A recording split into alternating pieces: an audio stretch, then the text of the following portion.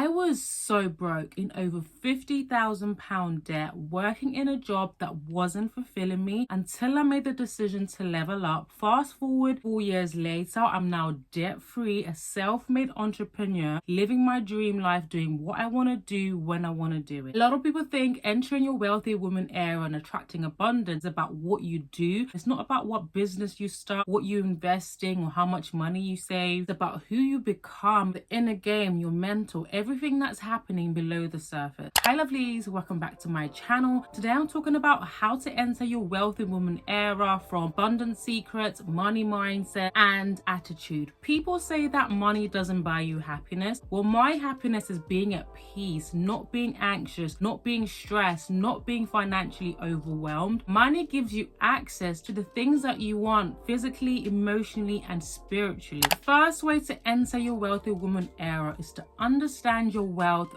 birthright. One thing that I know for certain is that God does not want you to be poor. He doesn't want you to go without. He doesn't want you to suffer. He doesn't believe that you don't deserve to have abundance. Because he said, "For I know the plans that I have for you, plans to prosper you and to not harm you, plans to give you hope and a future." God's plan is to provide you with prosperity. That means wealth is your birthright. You need to have an abundance POV that you are deserving, that there's plenty to go around, that you will receive it, and it's only a matter of when. If believing that wealth is your birthright or having an abundance POV is difficult for you to do, or you don't believe that it's possible, then you have a scarcity mindset. Having an abundance mindset, it's like having a sense of entitlement. Being an only child, that comes easily to me. If you know, you know. I would apply for jobs that I had no experience in from a place of entitlement. I would speak to debt companies about reducing my debt from a place of entitlement. I started creating content and started my business from a place of entitlement. It's asking for things because you know you're entitled to it, wanting more because you know you deserve it, and you know that it is your birthright. The next thing you need to do to enter your wealthy woman era is to become more feminine. As women, abundance is associated with femininity and a soft life. And I was working my 9 to 5. I had a good job and I had a good salary, but I was still broke and I was still in debt because I was not fulfilled and operating from my masculine energy. Most businesses are built on a masculine structure. So if you want to be successful and if you want to make money as a woman, you need to lead with your masculine energy in those areas. That meant that I wasn't operating from my natural state of being feminine. That meant that I was not fulfilled. And because I was not fulfilled, it impacted my financial habits because I saw other ways of fulfilling myself. I was overspending and living way beyond my means. I only realized this when I went on maternity leave and I wasn't in that environment, how anxious I constantly was, how my thoughts were constantly running, how my identity was closely linked to my job, and how unhappy I was. Even though leaving my 9 to 5 was out of my control, I felt at peace when it happened. I could now work on my femininity. I could be still and I could just be more fulfilled. I didn't know how I was going to survive, how I was going to look after myself and my daughter, pay my bills. Because I was now leading with my feminine energy, I went from chasing to now attracting. I started attracting the right people and the right opportunities, which then allowed me to attract the abundance that I'd always desired. That's not to say that you can't be feminine and be fulfilled whilst working a 9 to 5 job. At the time, I just wasn't aware. If you'd like me to do a video on how you can do that, let me know in the comments down below. The next thing you need to do to enter your wealthy woman era is to remove the shame that's associated with your desire of wanting to be wealthy or rich. We grow up being told that money is the root of all evil, that wealthy people are bad people, that you should just be humble and be grateful with the little where you are in life. I remember judging people who are wealthy and living an abundant life, all the while desiring that abundance and desiring that wealth. But we have not because we ask not. There's a verse that says you do not have because you do not ask God. It doesn't say what you should ask for, what you shouldn't ask for. So desiring and asking for wealth and abundance doesn't make you a bad person. It doesn't make you arrogant. It doesn't make you a sinner. Money and wealth are just tools to give you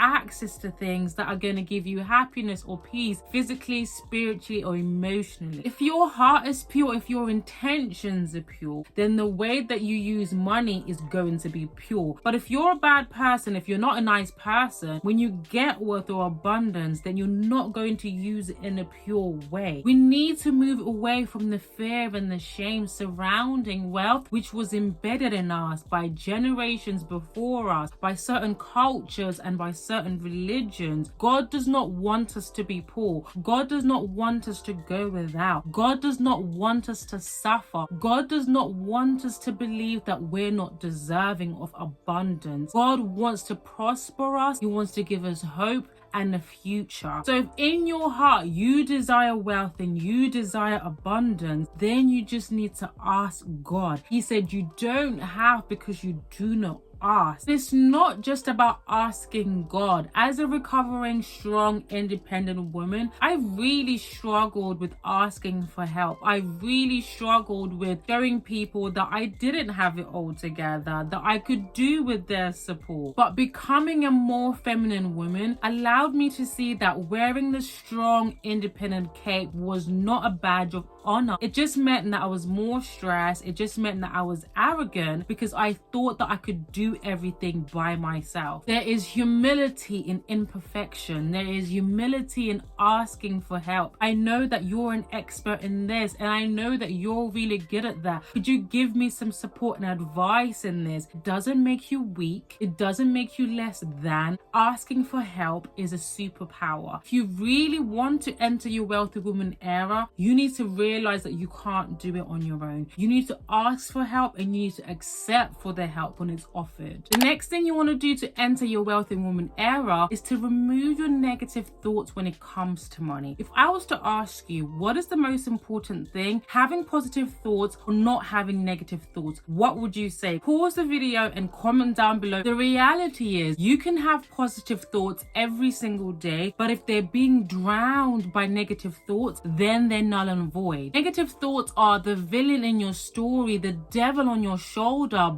but from your own perspective, with your own voice. I will never have enough money to live the lifestyle that I want. I will never be able to afford to pay off my debt. I will never be able to buy my house or pay off my car. I will never be able to go on my dream holiday. You might have times where you're hopeful, where you really think and believe that you can do all the things that you want, and here comes the devil on your shoulder. Here comes the villain on your story, telling you that you can't do all these things, that you can't have all these things. You are more than likely going to believe the negative thoughts than you are going to believe the positive thoughts, which is why it's way more important for you to remove negative thoughts. Because when you say you want to pay off your debt and you start saving for your house and you want to pay off your car and things go wrong, you have setbacks, you're not going to quit. You're going to keep going because you don't have that inner voice telling you that you're a failure, telling you to stop wasting your time because you're never going to be successful anyway. I look at my daughter, she's a toddler, and I think she had no blueprint of how to walk, how to talk, or how to communicate, but she kept on going even when she was failing, even when she wasn't doing it well, to the point that sometimes she didn't even want any help because she doesn't have any negative thoughts. She doesn't have a villain in her story. She doesn't have that devil on her shoulder telling her that she can't do it. But when we grow up and we become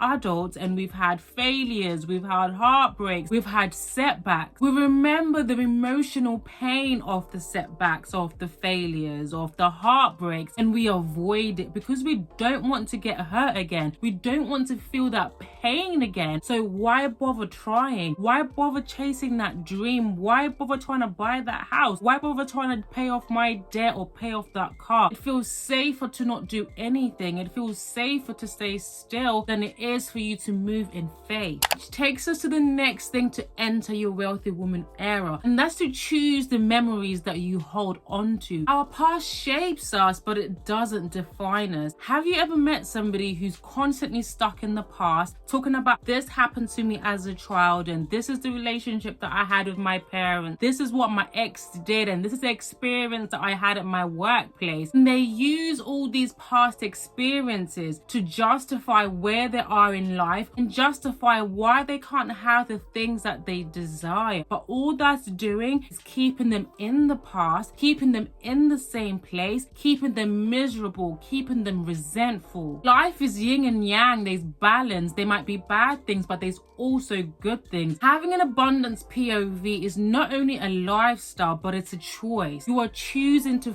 focus on the positive and not the negative. And it can be difficult to just sit there and remember all the good things that's ever happened to you in your life, which is why I create a monthly gratitude post. I acknowledge all the small wins that I've had in that month, to focus on the good things that's happened, to focus on the things that I have accomplished, to focus on the things that I have overcome, regardless of how small it is. This creates those endorphins and that dopamine effect to keep going, because what you focus on grows. If you focus on the good, then more good would come. The next way to enter your wealthy woman era is to attach money with a purpose. I used to want money for the sole purpose of funding my luxury lifestyle. That's why money would come and it would easily go, because I was purely focused on short-term goals. Money is attracted to purpose. What does money offer you? I want my children to be well looked after even after I'm gone. I want to give my dad the best retirement package so he no longer has to work. I want to give my family in Africa opportunities that they do not currently have. I want my daughter to have the access to education, lifestyle, and to be in the rooms that I wasn't able to be in. I want to help women who are in the same position that I found myself years ago. So because my purpose is bigger than myself and I'm working towards something, money is going to be attracted to me. Opportunities are just going to open, doors are just going to open, and I'm going to attract the abundance that I desire. There is a bigger picture, there is a vision, which means money is going to be the roadmap to fulfill my vision and dream. The message here is, it's not about what you do, but who you become in order for you to enter your wealthy woman era, to attract the abundance that you deserve. Like this video if you want to see more videos on abundance and femininity. Subscribe to the channel, hit the notification bell so you're notified every single time that I upload a video, and I will see you in an upcoming video.